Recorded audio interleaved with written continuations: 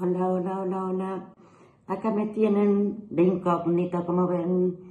Estoy disfrazada de carnaval. Me puse una gorra porque de paso con la gorra podemos pasar la gorra por nuestro periodismo a la gorra. Y bueno, y algunas cositas. Capaz que me termino disfrazando de encapuchada. ¿Quién te dice? Porque lo cierto es que estamos en tiempos de máscaras y en tiempos de fiestas, en tiempos de carnaval. Las máscaras son una cosa que tienen una seducción como un poquitito especial. En principio porque se usan, como dirían los italianos, da che il mondo. Es decir, cuando no tienen la más mínima idea de cuándo es, pero se hace muchísimo, te dicen así, desde que el mundo es mundo, las máscaras existen y no existen solo acá, existen en Asia, existen en África, existen en América Latina. Las máscaras son un fenómeno que conviene entender un poquitito. Cuando empezaron a usarse en Venecia, por ejemplo, te dicen que casi hace como 2000 años. Y al principio nos vamos a interesar un poquitito de las máscaras de Venecia, porque ustedes vieron que el carnaval de Venecia es casi como un cuento de hadas. Ocurren cosas que no pueden ocurrir en otros lados. Y por supuesto que las vemos por televisión, porque nadie puede ir a un carnaval de Venecia, porque es carísimo y además hace un frío terrible. Pero bueno, no deja de ser encantador verlo. Ahora vamos a ver cuándo empezaron en Venecia. En Venecia empezaron, dicen que alrededor del 1200. En el medioevo, después pasó para la Edad Moderna y tenían un carácter estrictamente pagano. Fue en la Edad Media que se continuaron usando en unas cosas que se llamaban las fiestas de los locos. ¡Wow! ¿Quién no quisiera estar en esas fiestas? Estas fiestas estaban caracterizadas porque participaban gentes de 100.000 raleas, ustedes pueden imaginar, pero todos con disfraces. Entonces, así pasaba cualquier cosa. Había escándalos, había una libertad absoluta, nadie sabía quién era quién. Y la iglesia se puso como loca, como suele ponerse la iglesia cuando las cosas se le desmadran.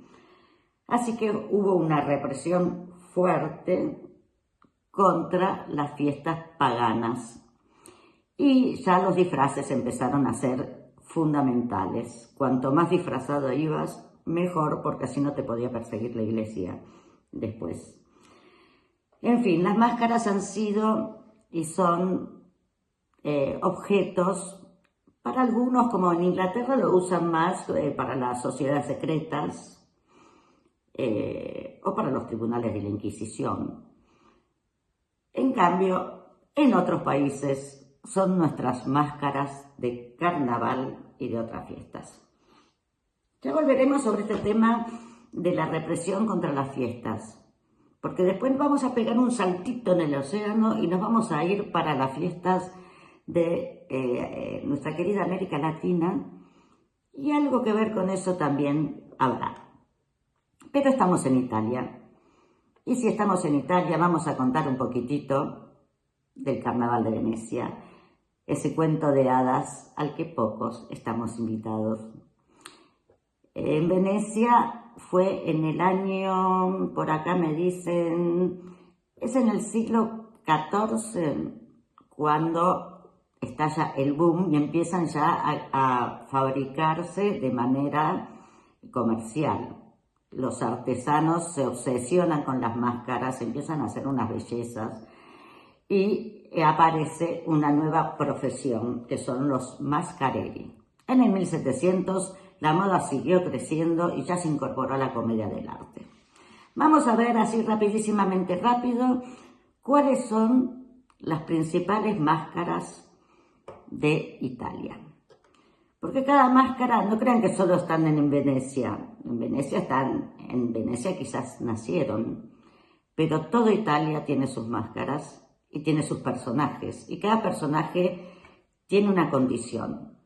Por ejemplo, ¿quién no recuerda al Arlequín, aquí llamado Arlequino, que tiene su origen en Bérgamo? Todos lo conocemos, tiene esos triángulos todos coloridos sobre un fondo blanco, rojos, verdes, amarillos, azules y una gran máscara negra que demuestra un carácter bastante vivaz, pero hay que reconocer que siempre está preparado para engañar con mucha astucia. Es decir, el arlequino vendría a ser una especie de estereotipo del simpático mentiroso. Es como un impostor con ganas, un impostor gentil, un impostor que da ganas de que te imposte. Bueno, después tenemos Pulcinella. Pulcinella es de Nápoles.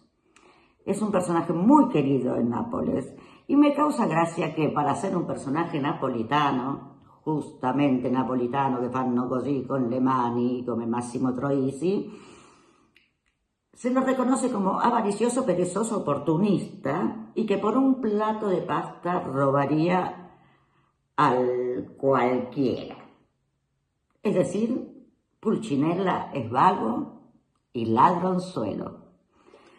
Saltamos ahora a Sicilia, porque Sicilia también tiene su personaje masquerado, o mascarado, o más querido. Es un personaje muy divertido, que danza, salta sin parar, pero ¿saben qué? Es tonto. Así que el carácter de este personaje que se llama Beppe Nappa es el bobo del país, el Beppe Nappa, pero todos los quieren muchísimo. En Bolonia, una ciudad muy elegante, una ciudad muy comunista en este momento y en varios momentos más, una ciudad seria. ¿Cuál es el personaje? Se llama Balanzone. Y Balanzone es un tipo que es un hombre de ley, que no deja nunca de hablar. Entiende sobre todo, habla sobre todo, utiliza un lenguaje lleno de refranes y expresiones en latín para que nadie le entienda. En la comedia del arte, porque después las máscaras pasaron a ser todas parte de la comedia del arte, se lo conoce por su presunción y arrogancia. Es decir, el personaje boloñés por antonomasia es presumido y para nosotros un chantapufi.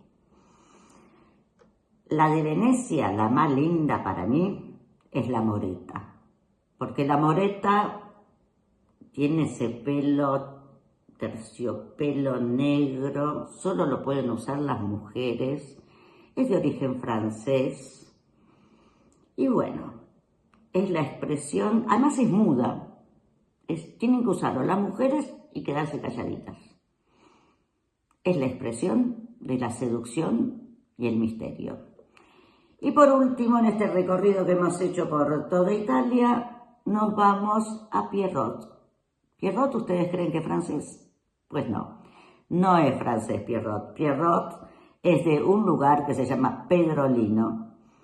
Y su disfraz es muy curioso porque primero empezó siendo como un ciervo, un tipo servil que estaba siempre con el dueño del feudo, pero terminó siendo el melancólico enamorado de la luna, Pierrot y su lágrima. Bueno, estos son algunos de los personajes de las máscaras italianas que Nora me pidió especialmente que se las diga porque ella ama las máscaras de Italia. Pero, digamos, una vez que estamos ubicados en la máscara, nos vamos a preguntar, ¿las máscaras sirven para ocultar la identidad o para darles rienda suelta a la identidad? No se crean que esto es una cosa fácil de dilucidar. Tan es así que filosofía, máscaras, carnaval, identidad son temas que se ligan y han preocupado a santos y pecadores. Nietzsche, por ejemplo, escribió en El sujeto y la máscara que todo lo que es profundo ama la máscara. Y hay quien hizo un contrapunto también, si ustedes son cultos, si quieren ver por ahí, pero hay un contrapunto muy interesante sobre el concepto de identidad y máscara. Y un contrapunto entre Hegel y Jung han hecho algunos estudios porque lo de las máscaras es cosa seria, amigos míos, y tiene mucho que ver con la identidad. Volviendo a Nietzsche, les digo una cosa, en una de sus primeras obras, en El nacimiento de la tragedia, desarrolla también una teoría de las máscaras. Sostenía que no era posible vivir en el abismo y la máscara era necesaria, una u otra, prácticamente en todo momento. Lo importante sería construir sociedades capaces de ofrecer múltiples posibilidades y formas de vida en las que los individuos se configuren a lo largo de la vida, eligiendo en cada momento la máscara que quieren llevar. Ya ven que por eso preguntaba, ¿la máscara nos oculta o nos da rienda suelta para permitir mostrarnos como somos? ¿Qué decir, ahora que hablamos de máscara, qué decir de esta nueva moda de los terians, ¿no? De estos chicos que todos se los toman un poco en joda, pero yo digo, quizás ellos también están utilizando la máscara de una manera un poco más filosófica y se están liberando de su ser humano para retomar su ser animal. No lo sé, parecen muy ridículos, yo no quiero opinar sobre el tema, pero máscaras usan. En España hay otro intelectual que se llama Eugenio Trías, que se suma a la teoría de Nietzsche y escribe un libro, un ensayo que se llama Filosofía y Carnaval, en donde dice: es una filosofía carnavalesca la que propongo, liberación de todas las máscaras y disfraces que reprimimos, conversión de la vida en común en una fabulosa mascarada, una filosofía que suspende toda concepción acerca de la unidad de la conciencia y su identidad consigo misma. ¡Wow! Piénsenlo, unidad de la conciencia y identidad consigo misma, es decir, la identidad existe o somos muchos personajes a la vez. Más o menos una cosa así.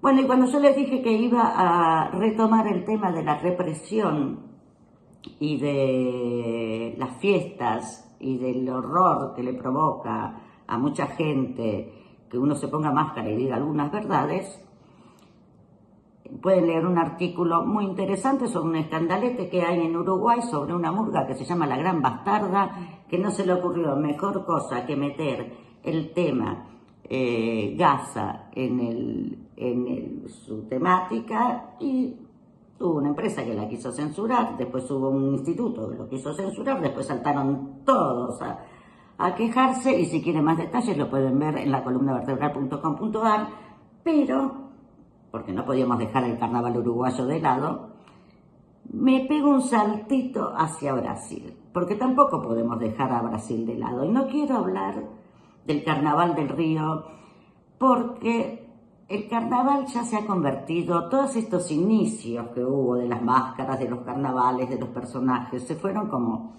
el fútbol, ya es todo puro comercio. Y también llegar al carnaval del Río es una cosa bastante importante. Así que nosotros hemos llamado a un amigo muy querido que se llama Paulinho Barone, que desde hace 50 años hace música y vive en un pueblito, São Luís do Iparatinga, que es un pueblo colonial hermoso, declarado Patrimonio de la Historia Universal, qué sé yo, donde ellos tenían un carnaval, pero en el año 1980, yo se los voy contando porque él lo va a contar, pero lo va a contar en brasilero y quizás no lo entienden. En el año 1980 apareció un cura que prohibió el carnaval en San Luis do Paratinga. Una locura. Apareció un periodista donde publicó que el único país de Brasil donde no hay carnaval es en un lugar donde un cura, justamente como en el medioevo ocurrió en Venecia, prohibió el carnaval. Se empezaron a organizar y aquí que hoy, este año, São Luís do Iparatinga, yo digo do Iparatinga, pero es do Paratinga, es el carnaval elegido como el carnaval oficial de Sao Paulo, porque queda ahí cerca y están orgullosísimos de eso. Y los voy a dejar con Paulinho Barone, que les explique cómo fue el proceso del carnaval ese popular, del carnaval de abajo, que hoy es el carnaval oficial de Sao Paulo. Aquí está Paulinho Barone y después un poquito de su música.